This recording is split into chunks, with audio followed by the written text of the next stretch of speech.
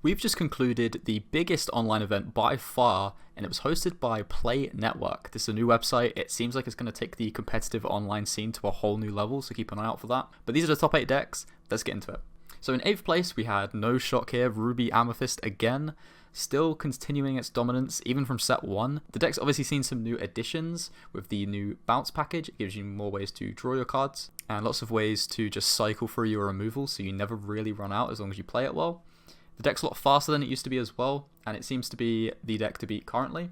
We're seeing the new additions of these new talkative puppet Pinocchios, which allows you to exert an opposing character. This combined with the Madam Mim Fox means you're basically paying the same amount you would in set 1 for a Dragonfire, but you get a body with it as well, and you can recycle this and keep doing it, so you just get all that recursion.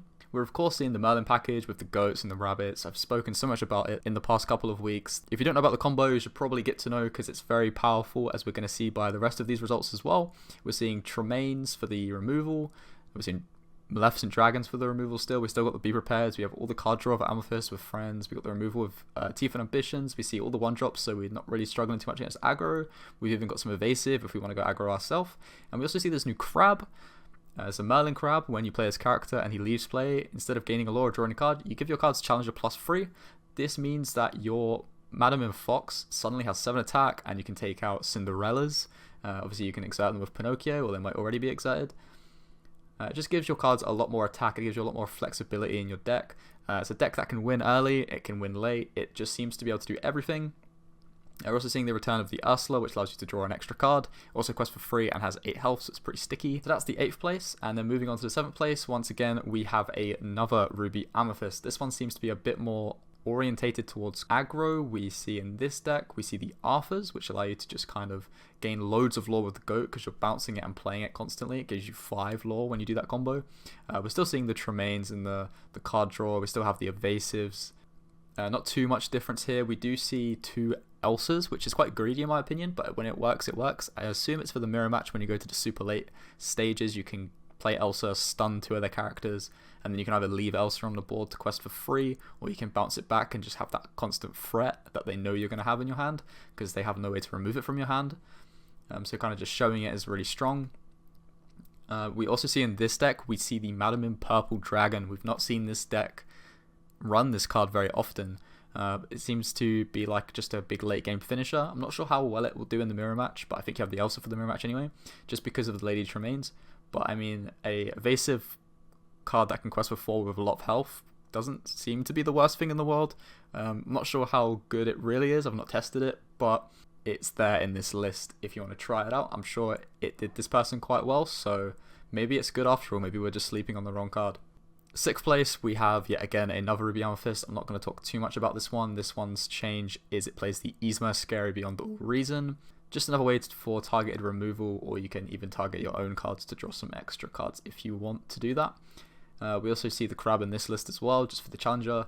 Other than that, nothing too crazy here. Number 5 is basically exactly the same list, -1 Maleficent +1 of the 1-drops, just going more for the try not to die to aggro game plan. Again, it just seems to be the same deck that we keep seeing consistently. Yet again, in 4th place, we have another Ruby Amethyst list. This one plays the Sorcerer's Spellbooks as well, just for the extra grind game, just the extra burn lore. We still see the Crab game, which seems like it might be the new wave.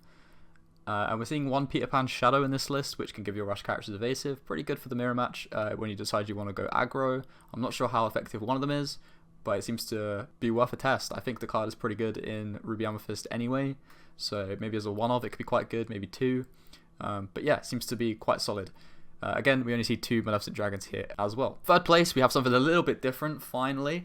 If you watched my last video on how to play aggro very effectively, then this is the exact same 60 from that video. It seems to be tried and tested. I didn't create the list, it was the winner of a different 1K, so this list is definitely putting up a lot of results. We see the Goat again to just burn. It just seems to be a very flexible card. Just gaining lore just is always good. 4 Befuddles, which is the key to this deck. You can protect your cards like Pinocchio, which is questing for free, and then replay it. You can also protect your Lilos and Maleficents, you know, all your good stuff. Another way to protect it is the Timbers. And again, you're just playing for the Arthur game plan. You just want to play your cards, turn them sideways, and hope that you can win that way. Basically, you just want to dodge steal, and if you dodge steal, you're probably going to have a great time. The deck's got a lot of card draw, lots of ways to do stuff, but ultimately you're just trying to win the game before the opponent can do what they want to do, which a lot of the time you can. Second place, we see Amber Steel. This is not the Flute version, this is the old Lantern version, which I think is a little bit better. It really does depend on the meta. If you're playing against a lot of Ruby Amethyst and a lot of Tamatoa where you need to go quite fast, I think the Flutes are really good. But in a more mid-range kind of meta, I think the Lanterns are fantastic. We see 4 of the Tragic Hero Beasts, or Emo Beast is what people are calling it nowadays. This guy's really good at just generating you so much card advantage. We see 3 of the Surfer Stitch, which just draws you cards. We see no Rapunzel here. I think you can get away without running Rapunzels. I still think that they might be a bit strong, but you can get away with it because we were running the Rockstar package, so we run lots of 1-drops, and then we use that as our draw engine. We also have the 4 Whole New Worlds to draw a hand again. This is the key to this deck being so successful. If you can Whole New World at the right time, then you're going to have a fantastic time. We see Let the Storm Rage On, in combination with the 1-drop Cinderella, you're having a great time playing this on turn 2, buys you a lot of tempo, and then on turn 2 you can also shift your Queen if you found the 1-drop Queen on turn 1. Overall, a lot of tempo for this deck and lots of ways to just generate card advantage and get to a solid stage where you can end the game quite quickly while still controlling your opponent's side of the board. Really good deck, fallen out of the meta a little bit, but I still think it's pretty solid. And then on to our first place, would you believe it, we have Ruby Amethyst yet again. Nothing too crazy here. We're seeing the Surfers for the Evasives, the Tremaines, all the removal that we know. Only 1 spell book. We still see the Ursulas again, so maybe it's worth putting your Ursulas back in your Ruby Amethyst lists and maybe trying out these Crabs. But other than that, that has been the top 8 decks. It was a really fantastic event. I'll definitely keep an eye out. I'll leave a link to the website in the description, as well as all of the Dreamborn links if you want to test them out for yourselves. Definitely recommend learning Ruby Amethyst if you've not learned it already. Seems like the deck to beat.